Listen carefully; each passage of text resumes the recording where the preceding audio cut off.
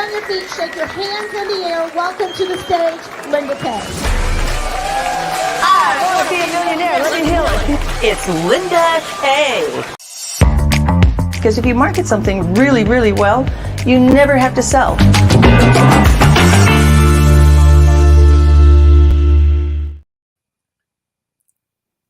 Well, hello, and welcome, Arlene Stearns and Linda Kaye on Money Talk this morning.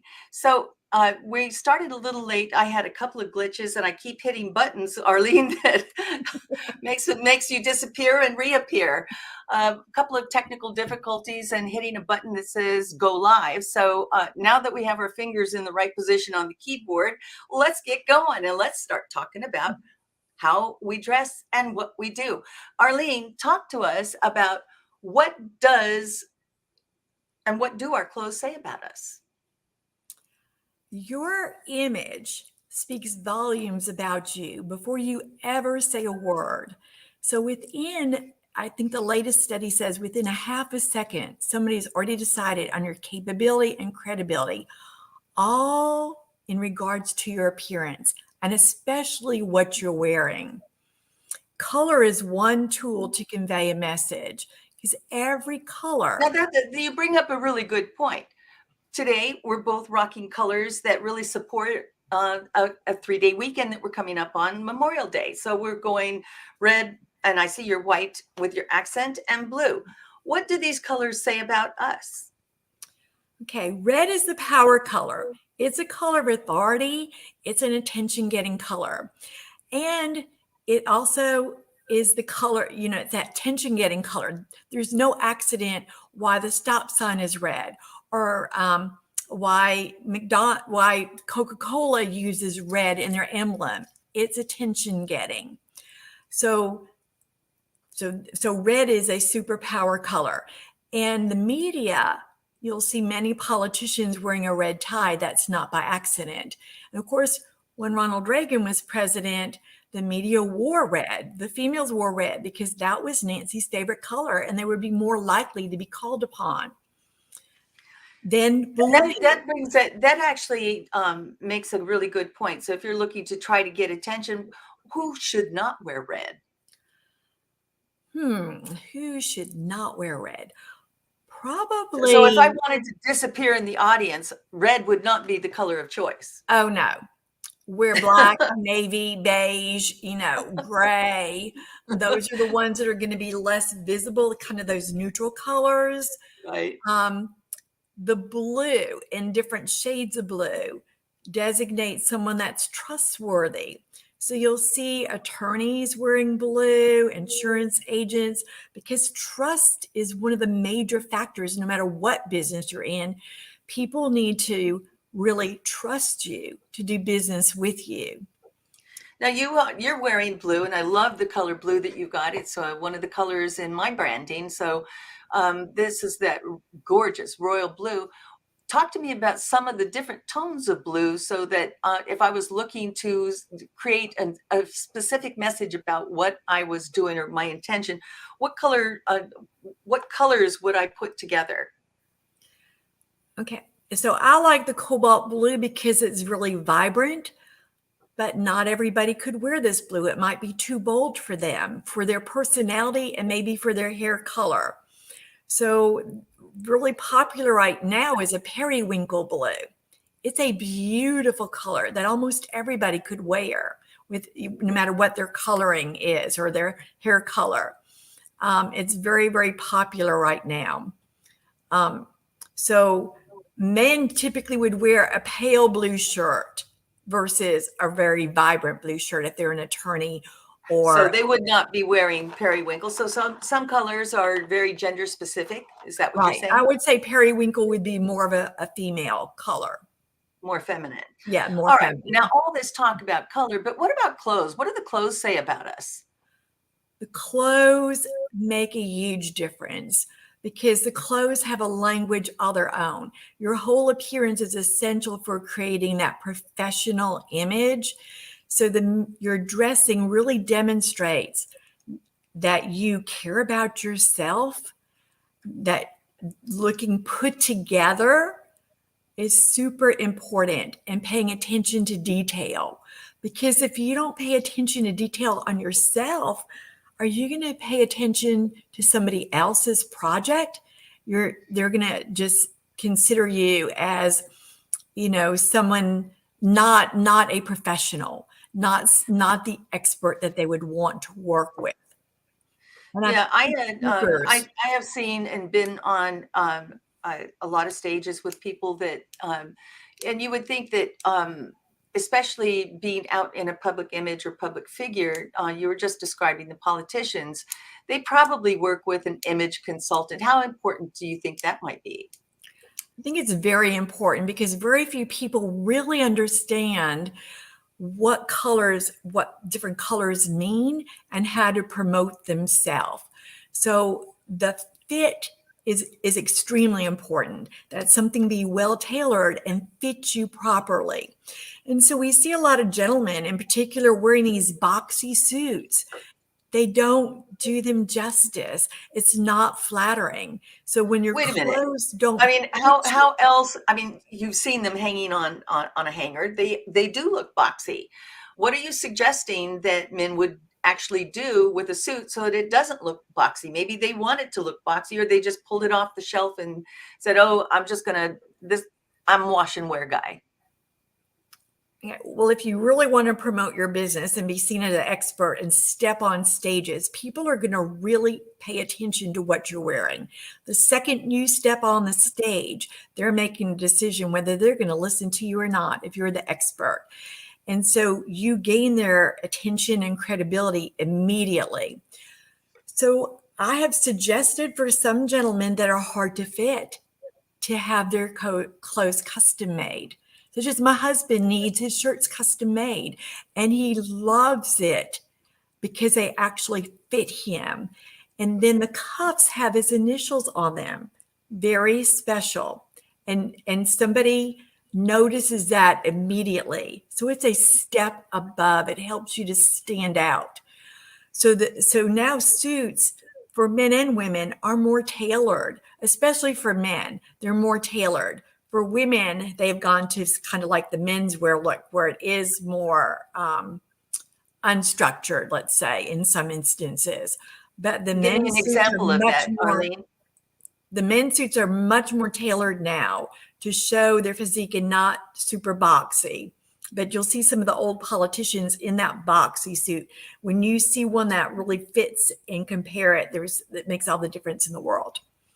Doesn't that just make you want to go to their closet and go, that's going, that's going, that's gone? Yeah, you need to update because you need to look relevant. If you look so like you're 20 years, styles from 20 years ago, you're not relevant to today. Well, it depends on whether or not it appears to be retro. But for those that have been in the business for some period of time, people get kind of like comfy. Here's my go-to outfit. This is my go-to shirt or my go-to pants. How important is it, and what kind of monetary effect will it have on the individual that is not staying relevant, not staying up to date with the clothes? It feels like, well, those fashion statements are for those people, not for me. It's going to cost you with contacts, connections, speaking engagements. If you're a speaker, it's going to affect your wallet because people are not going to see you as an expert because you're not relevant, and you're going to be passed over for promotions. You're not going to stand out. You're not going to attract people that have money to spend with you. You're not going to be seen as trustworthy. Your appearance is really part of creating that trustworthiness that needs to be established to promote any business. So it is going to be really costly. Speaking of cost, it must cost a lot to really put your closet together. And I know that I've got a lot of young professionals thinking, I got a house payment, I've got a car payment, I've got all of these other costs, and maybe the kids' cost to go off to school. The last thing that women tend to do is really give to themselves. Mm-hmm. And so what are some absolute must-haves that you've got to have in your closet that doesn't break the bank? Okay, I feel like you can look like $1 million without spending $1 million. It's Well, what all if they don't about even have 1,000 to spend, Arlene? it's all about how things fit you and if they actually flatter you. So it's Okay. being for women in particular to know their body shape. There are 48 different body shapes for women. Your body shape never changes. The size within your body shape could change. So I have on my website that they can get immediately the 10 pieces that form the nucleus of a wardrobe that every successful woman has in her closet. They're the most essential pieces, key pieces that you can dress up and down and that you can mix and match. And that's my gift today. If they go to Gift from Arlene, they can immediately download those 10 pieces. And then they might want to reach out to me to see if the 10 pieces are the actual ones that fit and flatter their body. Because there's a jacket, a blazer. But as we know, men have one blazer style. And it fits a certain way. It's going to hit their thumb, right above their thumb at that bone. It's going to, not pull across the shoulders. Women have, I don't know, hundreds of different blazer styles, jacket styles with I long can sleeve, think of short sleeve, puff sleeves, 3 lengths, 3/4 right. lengths, lapel, no lapel. I mean, double breasted, single breasted. We have so many short, long, menswear, You know, tailored. I mean, and not every style suits every single body type for um, women. you bring up a good point because we have all of these choices, and it can be kind of confusing. What are some tips that you can give to women that are looking at their closet? Give me an example of a few things that you might say to them as they are determining what and which style am I going to wear today? What do they need to consider? Okay, how the item makes them feel. That's the one of the most important things to consider. When you put on that dress or that jacket, the jacket, the skirt or the pants, how do you feel in it? Do you feel empowered or you're just settling for the same old thing? Is Well, now you're talking about some image types of things. And so I know that, like, I have worn the same size for many, many years, but some things fit better than others. And like you said, if there is a particular outfit that I feel something about it in, I got to tell you, I feel pretty good in my yoga pants. My Lululemons fit real good and I feel real comfy in those. What's the problem with this? Okay, Lululemons are appropriate dress for the gym, and if you're just staying home, but it's not appropriate dress for a networking event or a business event. And like you said, if you market wisely, you never have to sell anything. Well, if you Correct. market yourself wisely, because you're always marketing yourself, no matter where you are, you're representing your business or your company, and you never know who you're going to meet. So if I'm going to the gym, I want to be dressed in my Lululemons and something that's really attractive on me that makes me pop, because we know that affluent people are going to be at that gym and they're going to be noticing me. And it makes me feel good to look put together in an outfit that works for me. So, how do you get people, women in particular, where we've been on Zoom for a couple of years and now we're having, we're used to being dressed from the waist up, right? Right. And so, now that we're back in the mainstream, is there a hybrid version of what our clothing that we were comfortable in, and now as we shift back to we're out and doing meetings and face to faces and speaking on stages and doing these things, where does the hybrid outfit evolve to? are we going back to a very formal look at in a corporate environment or in a public environment? We're not going back to that really kind of stodgy corporate look, because at one time women had to wear suits. They wear gray suits. They were almost modeled after men's suits. Now, Especially, Arlene, we're dating ourselves when we say we wore suits to work. it was like, I mean, that was the norm not even that long ago in the financial industry for women. But now it's more creative, because your style is really the essence of who you are. Fashion will come and go. You know, the designers want to sell things every couple of months, but your style is the essence of who you are. So you're expressing yourself on the outside, how you feel on the inside. So that's really important. And it's all about mix and matching. So you can wear beautiful denim jeans and put it together with a really neat popping top and possibly a jacket with it, or really statement jewelry.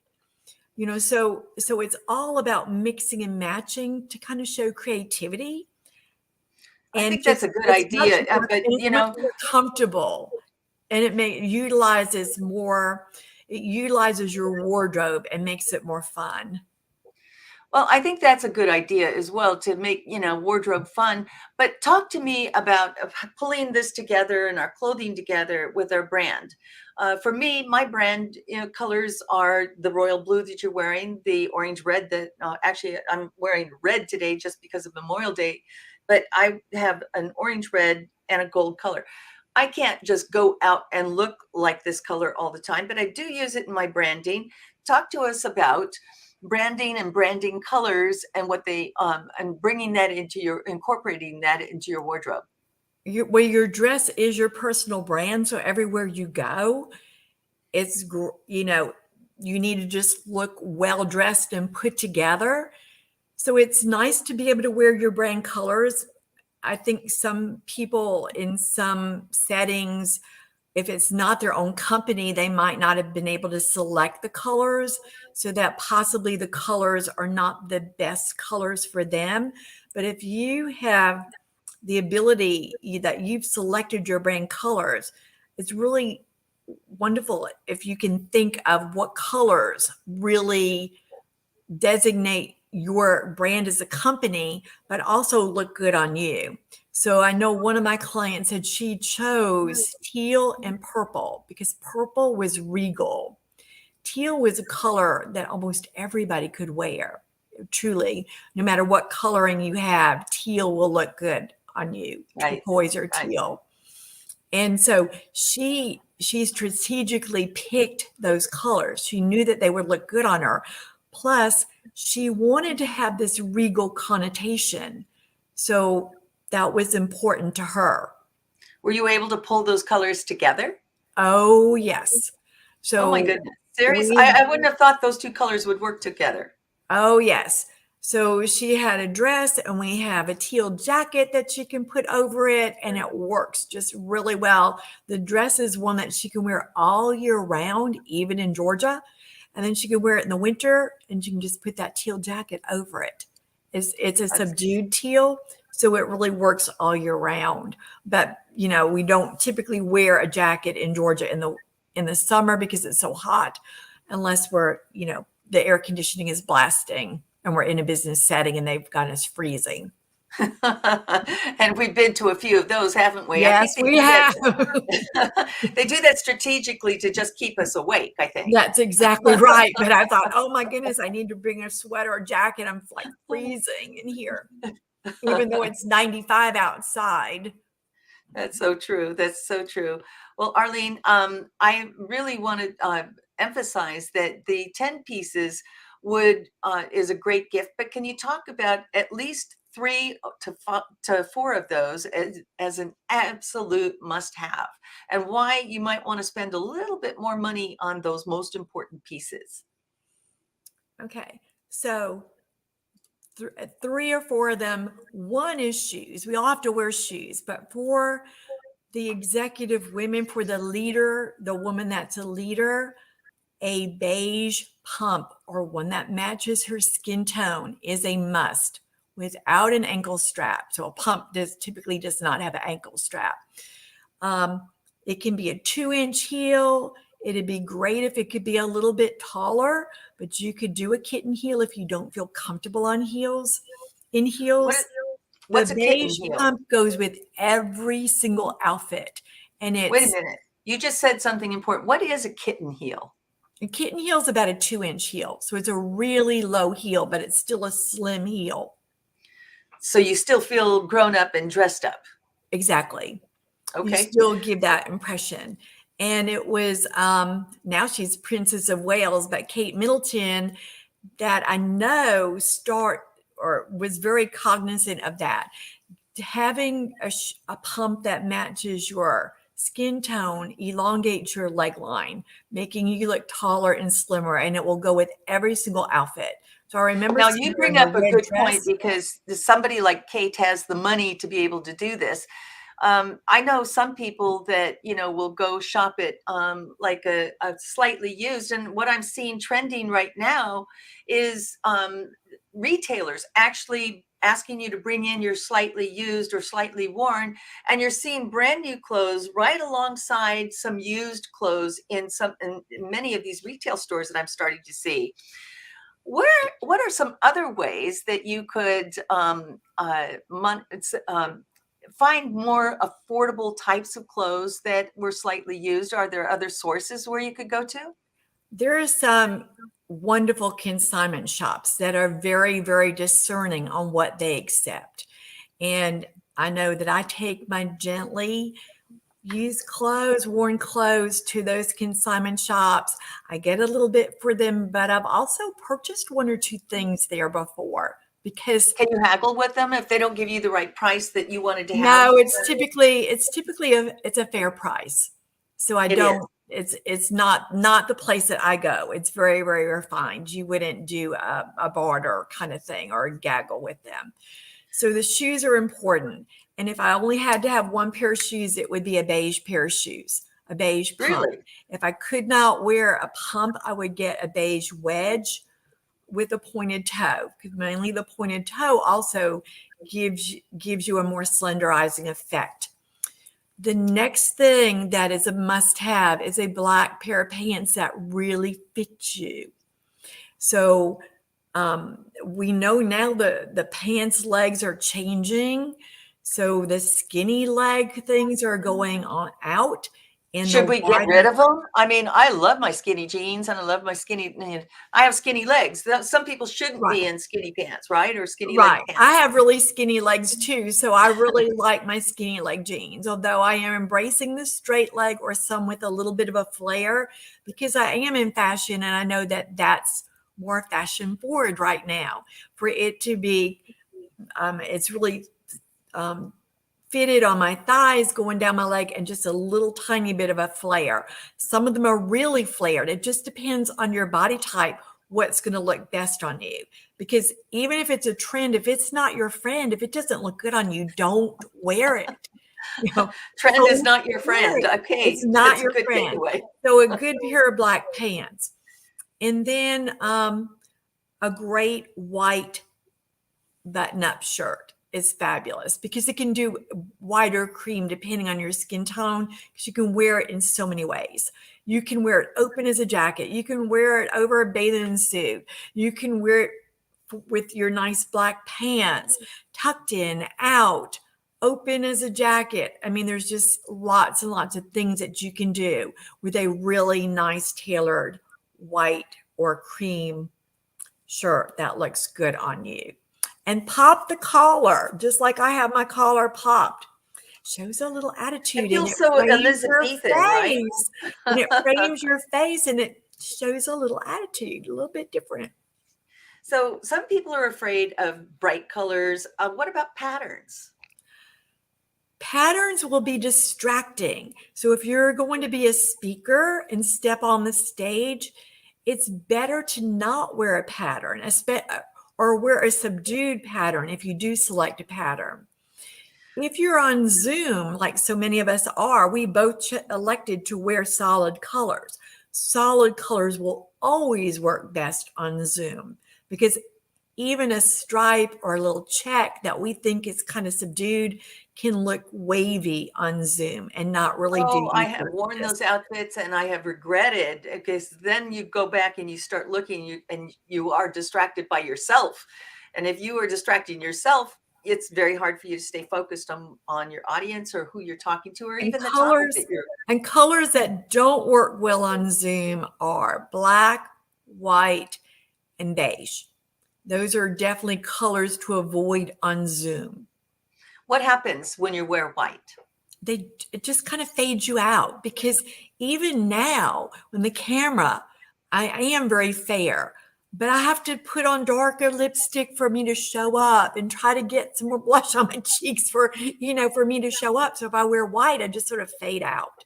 It really makes. Well, something else happens too, Arlene, and just from a technical perspective, avoiding white is an important thing when you're on Zoom, because your cameras are adjusting colors all the time. They're self-adjusting colors. So if you just turn even so slightly, now you've gone out of image, and the camera has just adjusted itself down because it's taking on too much of a bright or a light color, right? So Right. it's taking on light. So it also refracts. So if you're sitting near a window to get good lighting and you're wearing white, oh my goodness, now you might just look like a floating talking head. We don't want that. Another really important thing for women is to as they're choosing pieces. So now the legs are wider for most pants. They're like a straight leg or kind of wide leg, to have a shorter, more fitted top. So if it's kind of flowy on the bottom, you want to be fitted on the top. If you're flowy on the top, you want to be fitted on the bottom. So you don't want too flowy pieces, because it's going to add weight to you and it's just not becoming. Yeah, that could be actually kind of a hassle, couldn't it? And it's sort of tempting, because if you have a piece that's flowy on the top, you kind of think, oh, well, this other piece would work well together, unless it was a matching piece, right? Unless it's a matching piece, then that outfit typically is sold together and it goes together. And they typically don't put two flowy pieces together, because it makes somebody look, it adds adds volume to you, and nobody wants to look bigger. No, nobody wants to. What are just one quick hack, because we're just about out of time. Okay. One quick hack on making us look a little slimmer. We all think, oh, I need to go and wear black.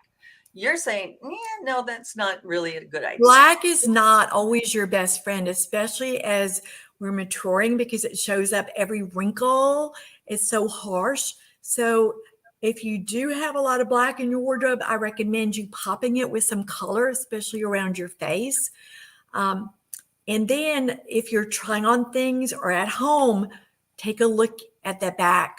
Look at how you're appearing in the back. So many times people will wear contrasting colors, such as maybe black pants and a red jacket, and the red jacket will draw a line visually across them in their widest part. That's never a good look. Oh, dear Make God. sure No, you're we don't looking want at the that. front as well as the back.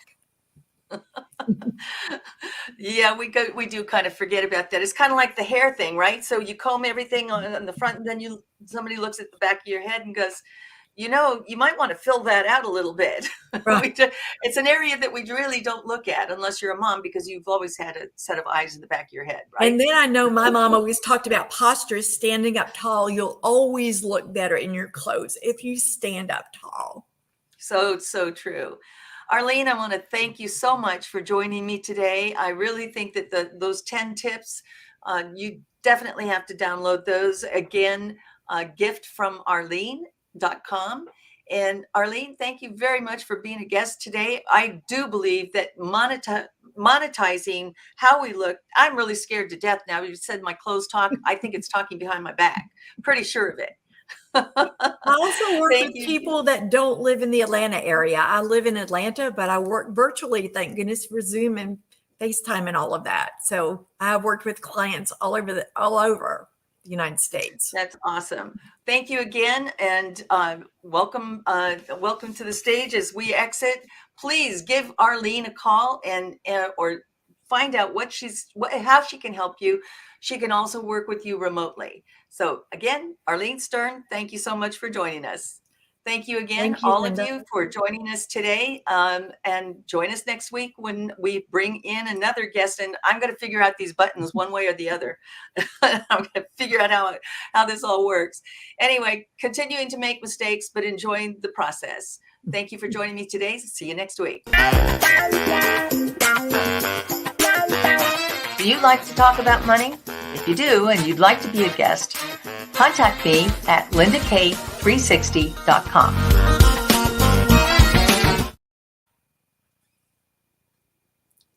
So we're off the air, I take it? Yeah.